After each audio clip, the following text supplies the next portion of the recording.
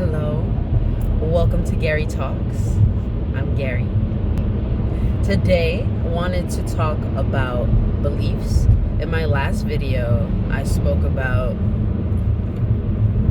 before affirmations, the pre-work that is needed, which is identifying your beliefs, or identifying beliefs you have, limiting beliefs, especially one, and then identifying your desires. So in this video, I wanted to talk about beliefs. I am still on my way to Maryland. So what is a belief? Let's start with that. So a belief, literally by definition, is just a statement that we hold to be true. So if I say, this is you seeing me on YouTube, if you're saying that you're seeing this on Instagram, this is a phone, I am driving. Those are all beliefs because they're statements that we hold to be true. Because nothing inherently makes this driving. It's just what we have defined it as. So we say we're driving.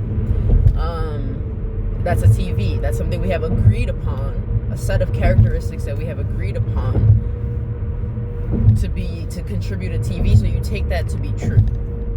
So that's about everything. So if it's about a TV, it's also about yourself. There are things that you use to define yourself. That's a belief. So there's things like I believe, like I'm good. I am good at math. I am really outgoing. I am hungry. The belief there is interesting because there's also, so much physical sensation there. So what I wanted to say, I guess, and move into is limiting beliefs. So I think there's so many opportunities on a regular basis to identify your limiting beliefs. Because at least for me, I know that I've accumulated a fair amount of beliefs throughout my life that were very contrary to the person that I am becoming and that I want to be. A quote that I always will say, it's not who you think you are that most holds you back or holds you back most. It is who you think you're not. Because the thing about belief is, if you hold a belief to be true, that means you're also, if it's in contradiction to other things, you're going to believe your thing over all the other things, right? So for instance, people have told me all my life that I am beautiful and that my body is fine, or all the things that I'm physically very attractive and appealing. And for a long time, I didn't see that. So it didn't matter what anybody would say, but I would still see myself how I was seeing myself because I believed it to be true, right? So there's things like that. That's a way to identify beliefs. What people are telling you, and it's not, take this one with this is a very, very, very, very fine line over here. But hearing what people say to be true about you, and if you're constantly denying it or just very contradictory to what they're saying, it's not necessarily, it could be a belief thing. It could also be like, who are you spending your time around, right? What is that about? What is that contrast about? Just exploring that a little bit more. Another thing, this just happened to me. So I'm driving to Maryland, like I said. I was going to take the toll-free route because saving money. And I would get there an hour later. And I was like, do I want to be in the car for another hour? And I was like, with the tolls, do I want to pay for that? And then I was doing the toll-free route. And then I was like, you know what? No, I'm going to take the toll route. Because I value my time and I want to be out of this car sooner so that I can do things that I want to do and write and stuff. Because being in the car, I can't write. So this is a good time to create this content. But it's not a good time for me to write down my things, which I want to do. And read, So I took the turn to go for the tolled route. And I felt so much anxiety, and I didn't realize it until maybe a minute and a half later. I'm sitting there I can't breathe, and I realize I'm compressed and tight and stressed, and I'm like, whoa, what is happening? And I just, Gary, take a deep breath. And I took a deep breath, and it was what I needed to just say, wow, I've been holding that breath since I made that turn. Because money, I was feeling stressed out about spending money because I don't know how much money I'm going to spend.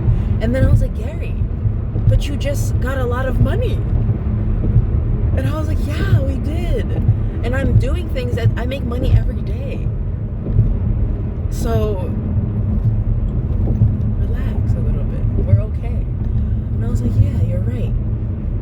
Whew, you're okay. But that was a moment. This is actually a very good moment to talk about belief and affirmation, how it works together.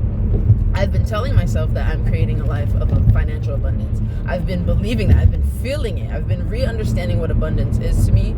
And money is really the physical manifestation of of feeling abundant. When you feel abundant, and for me, the way that money comes is also, it's very much tied to value. So when you're, giving value, and you're also engaging in other people's things, buying other people's things, going to other people's things, meeting other people, spending your time, your currency, your energy on other people, and also on yourself in a mutual exchange, good things happen, right? So I've been feeling that, which is why I have the abundance that I do.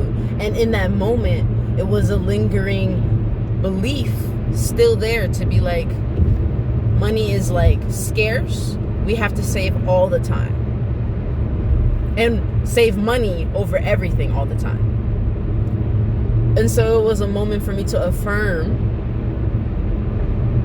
hello, we have money, okay? We have money, girl. It's all good. 2, we're gonna have more money. We're going somewhere right now to make money. So relax. And then also, you're choosing your time over the money so you can produce more.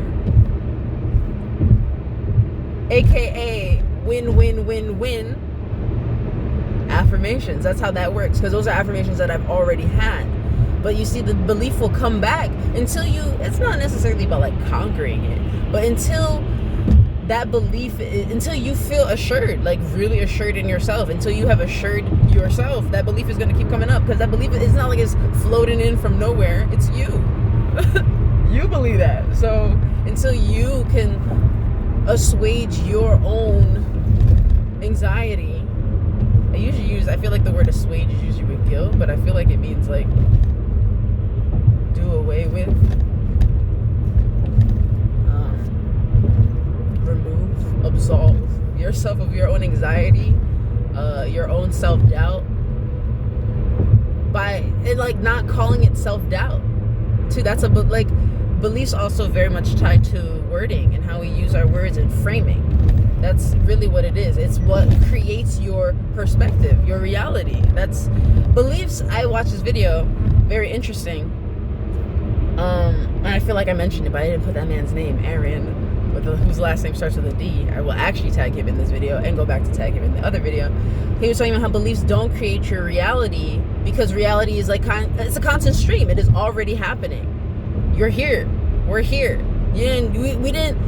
Like, the fact that we didn't make our bodies, at least we don't know that right now, the ways that we're not fully aware of our consciousness and how we became into physical reality.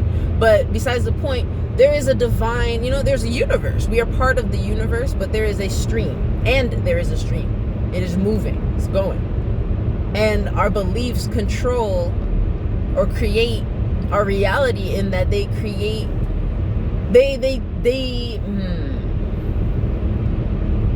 they show us and they describe in real time our connection to the divine, our connection to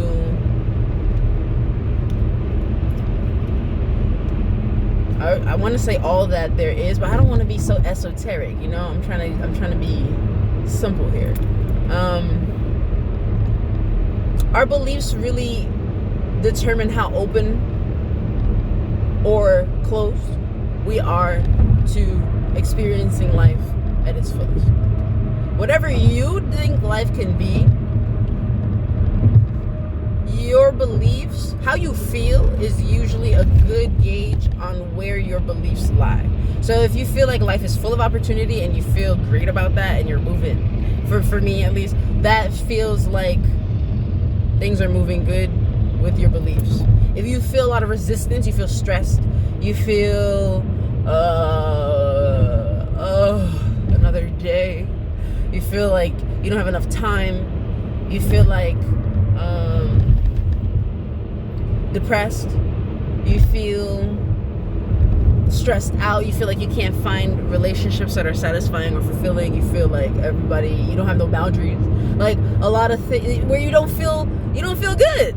Because life is not all about feeling good, but when you feel bad, it's a good time to tell what's going on. So it might not be a belief, maybe it's a physical thing that you got to check into. But beliefs are a good way to tell, or checking in with your beliefs are a good way, or is a good way to look into your things, see to your issues, your challenges.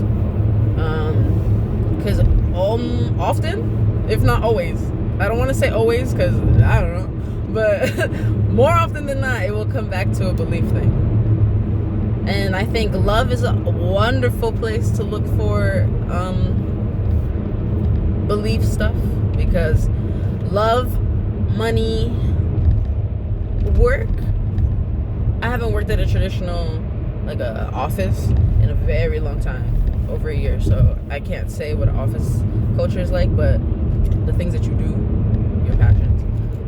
But love and money are really, really, and family, they're really good places to see beliefs, because I think it's lifetime how you really feel about things. So for instance, if someone's like, I'm here for you, trust me, and you're like, that's you. If the person was untrustworthy in the past, yes, that's them. And also that's you if you're still with them and you're feeling resistance around that. That's some stuff to look into around your beliefs. There's dissonance. As long as there's it's like friction, some things to look into. So I'm gonna go, because I feel like I done beat the horse down. I don't know if that's an idiom. Have a wonderful day and look into your beliefs. I'll think of some questions, put them in the description for y'all. Bye.